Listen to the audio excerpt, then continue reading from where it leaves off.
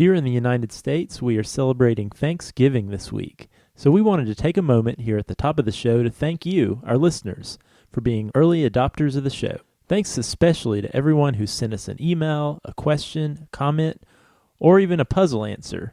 Dan especially likes those. And most of all, thanks to those of you who have shared this podcast with a friend. Happy Thanksgiving, everyone. With the head of a rabbit and human ears. Some descriptions give it a skeleton-like body, the front arms of a badger and the rear legs of a bear. Welcome to Hello PhD, a podcast for scientists and the people who love them. Today on the show, we share 4 simple tips that will make your science writing stand out. Stay with us.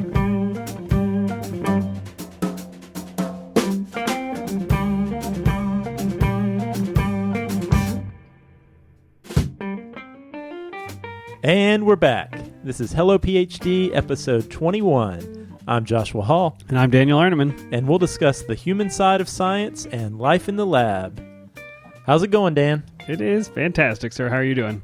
I'm doing great. And you know why I'm doing so great? Why is that? We are not alone. I'm looking around.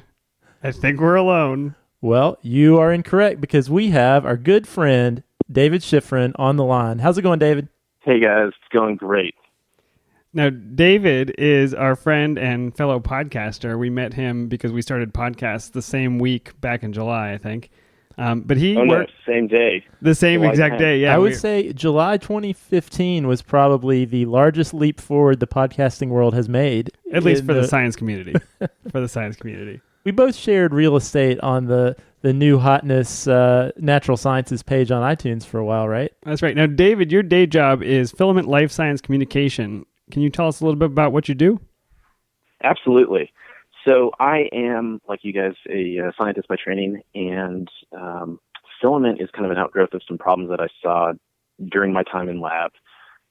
Basically what I do at Filament is work with startup companies and some small to mid-sized but more established companies as well on messaging, kind of taking all the science and all the data and all the error bars and turning it into something that's a little bit more accessible for different audiences. So, for example, a lot of times you'll see a startup company going in front of a venture capital firm, and you may have some scientists or at least people with a scientific background in the room at the VC firm, but a lot of times they're more business oriented.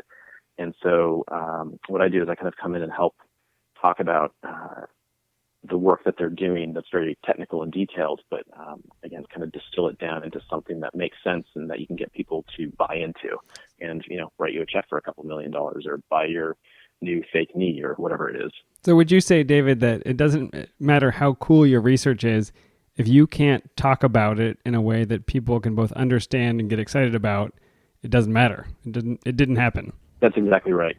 The data does not speak for itself.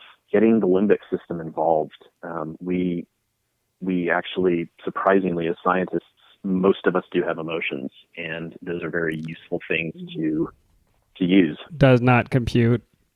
That was my robot voice. Okay, well, before we jump that far, we do require that all guests on the Hello PhD podcast drink some ethanol. So hopefully you have found something around the house that you can tell us about. Is there beer in Nashville, Tennessee? There is a bit of beer. There's 1 or 2 kegs, and I got my hands on some of it. Fantastic. Tell us what you're drinking. I am drinking the Rompo Red Rye Ale from the brilliant Jackalope Brewery here in Nashville. We have to get a picture of this. You showed the bottle on Skype while we were talking, and it looked quite frightening to me. Yeah, so here's the deal with jackalope. I'm from Colorado, and we have a lot of jackalopes out there. They're real things. They're not mythical like some people would believe. Fast as fast can be, you'll never catch me. Is that the jackalope? That's exactly right. Okay. Did you just think in America's Funniest Home Videos or whatever? First the Fraggles, now America's Funniest Home Videos. No, that was what was that show? America's Funniest People. That's the one. Okay. That's the one. The great crossover episode. Yes. As is this. Okay, back to Jackalope beer. Jackalope beer. Let's focus. Yeah, so Jackalope was founded a few years ago by Bailey Spalding, who actually talking about, finding different careers and figuring out the path you want to take. She was a lawyer and just could never get into it. And so she bailed on that and opened a brewery. But she was a big fan of Jackalopes growing up. And so she named her brewery after them and decided that all of the beers that she produced would be named after some mythical creature. So this gets back to the Rompo, which I had no idea until, as you pointed out, I realized it's a terrifying looking can. But according to the interwebs, the Rompo is a mythological beast with the head of a rabbit and human ears. Some descriptions give it a skeleton-like body, the front arms of a badger, and the rear legs of a bear. Yeah, I feel like a rabbit with the ears of a man would be like a giraffe with the neck of a chimpanzee or something. It just doesn't make sense. So how's the Rompo Red taste over there? The beer is actually one of my favorites. It's like an Irish red, and the thing that they do to give it a little bit of a Nashville spin is they throw some rye into it. So I'm not a big hoppy guy. This one's very smooth, a little bit of caramel. And unavailable in our area of the world. We did look for some good Nashville beers and failed to find any. So Josh, tell David what we're drinking. Yeah, so I went to my favorite beer store, David, and in honor of you, I tried to find a nice Nashville, Tennessee beer. They didn't have any, so I got the next best thing. I got some beer from Asheville, which is only one letter away from Nashville. Perfect. And what did you find? So we are drinking from Wicked Weed Brewery, which is one of my favorites in Asheville, the Freak of Nature Double IPA. And so, David, you are going to be glad you were in Nashville and not here drinking this beer with us if you're not a hops fan, because, man, this one will knock your socks off. Yeah, they say in their description it is just a vehicle for hops. I think the hops are almost precipitating out of this beer. But I like this, Dan. Just drink the Super, Nathan. It's fine. That's right. What do you think of this one, Dan? I really like this. I Might bought be my this favorite one. with you in mind. I know you like a hoppy beer, and I had this one when I was down in Asheville and thought, you know who'd like this? My buddy Dan. Yeah, I think this may be my favorite one so far, which is saying something. We're at 21 episodes. This is momentous for me. My goal before we're done with this podcast, not this one, but the podcast in general, is to find a beer that's too hoppy for you. So yeah, let's talk about, David, if you could help us out. You are quite an expert on writing, and specifically science writing. And so we thought what would be helpful for our listeners, especially our grad student and postdoc listeners, ways you could help them out with their writing. Absolutely. I have, conveniently enough, a few key tips that I spread around the scientific community, and would definitely be game to jump into those. Yeah, and before we get started, it seems like a lot of your work is surrounding communicating science to non-technical audiences. And I wonder to myself, is that something that you commonly find grad students and postdocs and people working actively in labs have to do, or is that just for people who are starting companies? It's something that we all have to do in lab. The thing is, we spend so much time thinking about the technical stuff that we often forget that I would say maybe even the majority of our communications is non-technical. Yeah, so David, why don't you tell us, what do you mean by non-technical writing? 98.6% of my communications are technical, David. Yeah, well, so I'm actually going to flip that around on you, and rather than define non-technical writing, I'm going to define technical writing. I like it. I would say when you're talking about technical writing, you've got grants, you've got manuscripts. If you are a total masochist, you can write regulatory documents, excruciatingly painful but unnecessary thing. And so I would say those three things are kind of the biggest pieces of technical writing. Other than writing for a journal or writing for a grant, or if you're a masochist, you're writing the legalese that goes into some kind of technical specification, what other writing am I doing in lab? Let's start with emails. Oh, I write lots of emails. Lots and lots of emails. You're saying you can help me. You can help me write better emails. Potentially. That's fantastic. Go on. Other things you might be writing in lab, podcast scripts. Okay, probably not, but those would be non-technical. A lot of the pitches and slide decks that we put together for conferences and departmental seminars, you could maybe make an argument that those are technical, but I would say they're more on the non-technical side, because you don't create a slide deck that looks exactly like a manuscript. You're going to have the same data in there, but you're going to present it very differently. Yeah. So kind of the way, maybe one way to think about it would be when you're writing something or talking through, because I often will lump spoken content in with writing. A lot of the same principles apply. So when you're putting something together, think, does this read more like the way that I speak, or does this read more like the way Hollywood portrays scientists as speaking? And if it's the former, it's probably non-technical writing. If it's the latter, then it's more technical. And obviously it's a broad generalization, but that's one way to think about it. And I think it goes back to even what you were saying at the beginning that even your company is interested in, and that is helping scientists and helping those of us that have data portray our story and communicate the importance of what we're doing in words that people can really process, understand, and be interested in. Yeah, absolutely. Okay, so I'm convinced, and actually for grad students and postdocs listening, I think the example of giving a talk is a good one, because the boring talks are the ones where you get a series of non-related experiments and graphs. The ones that keep you on the edge of your seat are the ones that lead you through this kind of rising and falling action of, we weren't sure about this, it could have been this or this, and then we did this experiment, and then we found out this was the answer. But that made us question the next thing. And you keep like following these waves of action and curiosity and questions, and that takes you through the same set of experiments, but you actually care about what the results are. Sort of in the same way reading a story or watching a movie.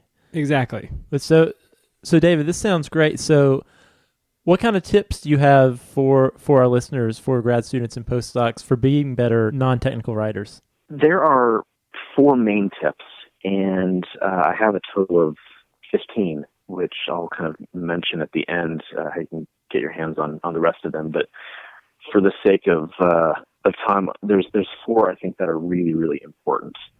And I should also say that these are kind of structured for non-technical writing, but they mostly can be applied to technical writing as well. And so narrative and story, we've already talked about how you go through a talk or you create a manuscript that kind of follows that story arc. And your point about, we thought this and we wondered and we asked this question, we tested this, that's basically what in literature is known as the hero's journey. So the Luke Skywalker thing. Where somebody is kind of wandering around, they're presented with a problem, and they have to fight through all these difficulties to reach a conclusion. That's basically what we do. So these tips for non-technical writing often can be applied. The first thing I kind of alluded to earlier, and that's focus. So the biggest thing I think that anybody can do when presenting science to non-technical audiences and even technical audiences is to focus on what we call an audience of one. And an audience of one is exactly what it sounds like. Imagine yourself in a room with one single person. And it's a little bit of a weird exercise, but it's what marketers and advertisers in business do all the time. And it's why advertising and marketing works, because they know exactly who they're trying to target. And then once they know that, they can get people to respond. So the way to think about this is, when you're defining your audience of one, you need to know that person's psychographics and demographics. Okay, let me stop you right there. I have had a conversation with one person about science, but I've also had a conversation with a room full of people from different backgrounds. How do I tailor this talk or this paper to one person and expect everybody to care? Yeah, it's not an easy thing. And one of the issues with the audience of one is if you do have, if you've got a group of scientists and a couple of lawyers in that room, that is a challenge. But I think you're actually in danger of causing more problems if you try to be all things to all people, and you end up watering down your message. So what I would say is pick one person who's going to be there. So if you're at a conference, giving a presentation, in my case, it would have been in an Actin subsection. Know that the vast majority of people there are going to understand what the plus end or the minus end of an actin filament is. They're going to understand what those monomers are doing and how they assemble. And so you can tailor your message to that. Now, if I'm taking that same message to a middle school science class, you're going to have a teacher who's going to have better understanding than the kids, but they're not going to understand the ATP hydrolysis process. And so you're going to have to present things a little bit differently. So that makes sense. And it seems like the step even before this step is to figure out what is it I want to get out of this interaction. So if I'm talking to the PI, what do I want from the PI? Do I want to convince them that this line of experiments is best? Or if I'm giving a talk at another university, do I want to, impress the faculty search committee and let them know that I'm the right person for this job? And thinking about what it is you want to get out of this interaction probably helps you decide who that audience should be, right? Right. And yeah, so sometimes you'll be assigned an audience. Other times you can kind of define it yourself.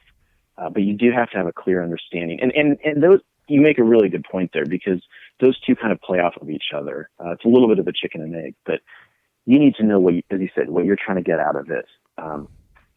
But you also need to know what your audience needs to get out of it. And in order to understand what their problems are that you can solve, you have to know who they are. So in the example you used, if you're going to another university giving a talk and you're trying to impress them and offer you the job, the problem that they have that you're trying to solve is to say, look, you need somebody who does this work on C. elegans with this background, this publication record, and this experience and this outlook for the future. That's their problem, because that department is looking to fill that spot.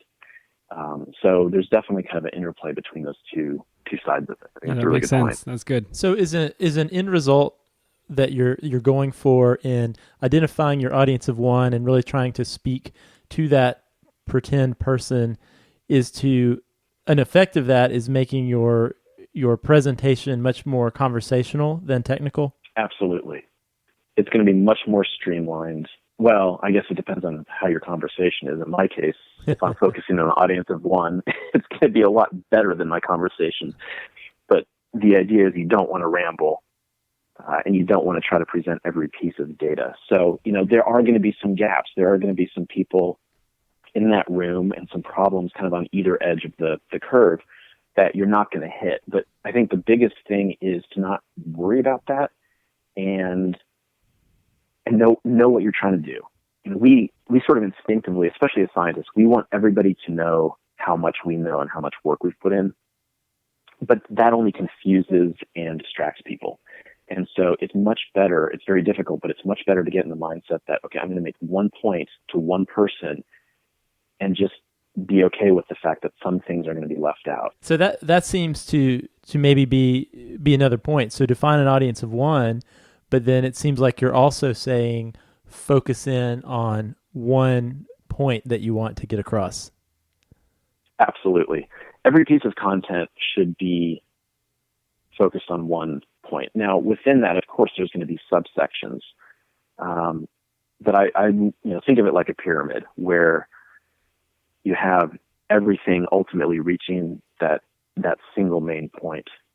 And so you want to be solving one problem, again, like we've talked about, and that problem may be figuring out how the ligand interacts with the receptor through, you're doing X-ray crystallography, or it could be the problem of the white rhinoceros going extinct.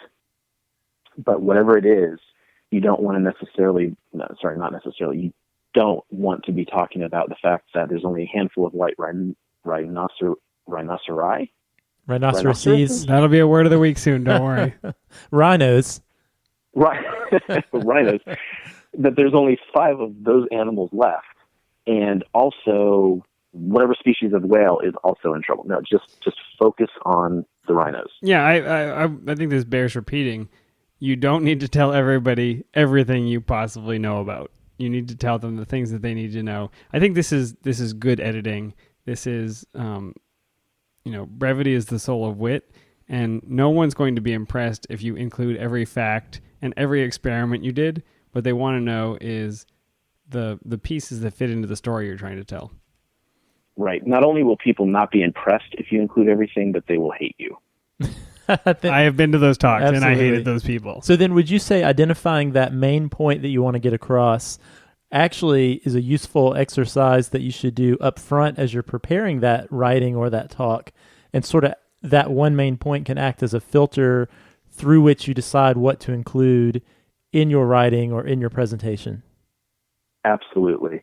Every word you write, you should take a step back after you've written it and say, does this get us closer to that main point? And if it doesn't, be brutal about it, because it's not easy to take out. If you've crafted this beautiful sentence or you think that this paragraph is wonderful, it is the hardest thing in the world to say, I'm not going to let people see that, but you really have to take it out. I mean, I know in editing this podcast week after week, the volumes of wisdom and prose that Daniel and I that are on the cutting room floor, I mean, it's amazing. Could fill a book. What the listeners miss out on week after week due to editing. People are thinking they don't cut anything, even if they should. Like, you guys edit this thing? It's called bonus content. That's right. 1995. They're praying for a cutting room floor. If you have ideas for what you'd like us to cut out of the podcast. All right. So David, we're defining our audience. We're also defining our focus. What do you have for us next? Cut everything ruthlessly. Be brutal in your editing. So my favorite example of this was a time when I was convinced I was presenting all the right information, and I handed in. So grad students today may not realize, but years ago, way back in the day when science was still young and we wrote by quill pens, we actually would do things on this stuff called paper. And so I would actually hand a written hard copy of a document to my PI, and he would take a red pen. Did you write a dinosaur to work that day? I wrote a rhinoceri. You mean rhinoceros. You mean a dino, Dan? A dino. Yeah. And so the point that this all kind of ties back to, I mean, there is editing, which in the case of a manuscript, my boss would hand that back, and one time he literally had just put a big red X through an entire page. It was gone. But in the end, you have a formatted document that still is very, very dense, and there's just a lot of ink on the page, even though it's very concise. So the first part of that is edit ruthlessly so that you're concise. But the second part of that is, in the case of digital content, use white space. And so white space is a design tool that it's also sometimes called negative space, but it gives your audience a chance to breathe. So, think about a manuscript or a published paper. Think about a cell paper, because you have, 7 full page figures and then a bunch of text, and it's really hard to keep track of where you are. But a good blog post, for example, will have gaps between the paragraphs. It's going to have bright images. It's going to have a lot of space in the sidebar. And to your point, this is exactly the idea behind minimalism and organizing your space. And so, I wrote about this in a blog post about white space. This is why, for example, productivity experts start by telling you to get rid of all the junk and organize your desk. And I did this recently, and it's amazing. They say that boosts your productivity, and it's real. Get stuff out of the way so that you have space to breathe. All right, so David, so that's three really good tips. What's the last one you were going to mention? So the last one we touched on a little bit towards the beginning, and that's storytelling, narrative. And, this is really simple. It's the stuff we're all taught in elementary school, beginning, middle, and end. And so, again, I like to think about the hero's journey and kind of the challenges that you, the scientist, face as you're going through whatever this problem is, or maybe it's the challenges that your audience of one faces, and you kind of walk them through to a resolution. But storytelling is really, really important because, again, there's an emotional component. And, I know we all want to believe that we're data-driven machines, but... Now, what do you mean by a story? I'm thinking like, once upon a time, there was a young kinase. You're not far off, actually. So here's an example that I will give you. So that I'll read 2 paragraphs. The first one is lifted directly from cancer.gov in a description of esophageal cancer. So Great reading. It was great. Absolutely. Okay. So esophageal cancer is a disease in which malignant (cancer) cells form in the tissues of the esophagus. The esophagus is a muscular tube that moves food and liquids from the throat to the stomach. And everybody's now asleep. So make that better. Okay. Ken thought he had a stomach virus, maybe something picked up from his 3-year-old son. Vomiting was pretty unusual for him, but it wasn't crazy. His wife made him soup, told him to cancel his studio sessions. A few days later, he started having discomfort swallowing his food. 16 months later, he was dead. A vicious, malignant mass in his esophagus had killed him. Cancer. He was 32 years old. I think I just cried a little bit. That was terrible. I mean, so the reaction that I'm feeling right now is extremely intense, much more than I felt about the first one, obviously. You could take that and put that in front of a group of scientists or physicians. Now, they're not going to respond the exact same way that you or I might, simply because, if you're an oncologist, you're seeing this stuff, you're living those stories. But it's a great way to connect with your audience to begin with. And then from there, maybe you're in front of a classroom of young students, and then you can go in and talk about anatomy and how the esophagus works, or you can talk about how malignant cancer cells work. Or you can take that same opening and then walk through your model where you're using cancer cells in culture in a lab and present it to your conference audience. So obviously what I just presented there are individual paragraph stories, but you can take those same principles and kind of weave them throughout whatever content you're writing. So it seems like you're talking about finding the hook, finding what is it that's going to connect the main thing I'm trying to get across with as many people in the audience as possible to catch their attention and make them care. Yeah, the way it's been described by a data analytics company that I kind of keep tabs on, they have a white paper about, it's called data storytelling. And they have a quote in there, and it says, data tells you what's happening and stories tell you why. And so that's exactly what you're talking about there. It gives you the context and it gives you the hook for all that data. That's extremely helpful. So grad students, postdocs, all scientists, as you are doing this type of writing or presenting, keep these 4 things in mind. Now, you said that there are 15 total tips. How can they learn more? I have a website called Science Writing Radio, and that's where I host Science Writing Radio podcast. And I've got a 15-point science writing checklist that your listeners can download to kind of get the whole rundown. And to do that, head over to sciencewritingradio.com/HelloPhD. Click a button, put in a couple of pieces of information, and get immediate access to the 15-point science writing checklist. Check out my blog because I've got a blog post for each of these topics and kind of walk through some of the stuff that we've talked about. Each of the 4 points that we've talked about are included there, and then a bunch of other things that kind of fall under those different points that we talked about tonight. And also be sure to check out David's Science Writing Podcast, which is Science Writing Radio. You can find it anywhere that you can find Hello PhD. It's on iTunes. We know that because that's how we found each other. David, thank you so much for joining us. Thank you for these tips. I know I learned a lot. It's going to be helpful for our listeners. But you, sir, are not off the hook yet. We are going to subject you to Daniel's Word of the Week. The etymology puzzle. Are you ready, sir? My thumb is hovering over the hang-up button. Okay. Oh, we just got cut out. I went into a tunnel. Oh. What? You're breaking? No. Nope. No, we will. Cell phone connection. We will call you back. Don't worry. Okay, so last week's clue was need to get somewhere fast? Use these spiral wings to fly you there. And do you have any guesses? Because Josh does not. I mean, I clearly know it this week, but since David's our guest, I'm going to let him go for it. No idea. Yeah, so I focused in on the spiral aspect, and having a little bit of a microbiology background, I immediately thought spirochetes. I don't even know what those are, but it has to be that. Oh, that's fantastic. It is not spirochetes. So I'm actually looking, this is a type of machine. It is a flying machine. Yeah, so it's a helicopter. It is a helicopter. All you got right. it. Did you know that, Josh? Of course. You had no idea. Helicopter, from Greek, helix, which turns into helikos, which is spiral. And I don't know if you listened a few weeks ago, but we covered pteron, pteron, which means wing. Yes. Spiral wing. So we talked about Lepidoptera, which are fish scale wing, the butterfly and the moth. So this is spiral wing, Helicos pteron. And this one came up because people were arguing about whether you should say apoptosis or apoptosis.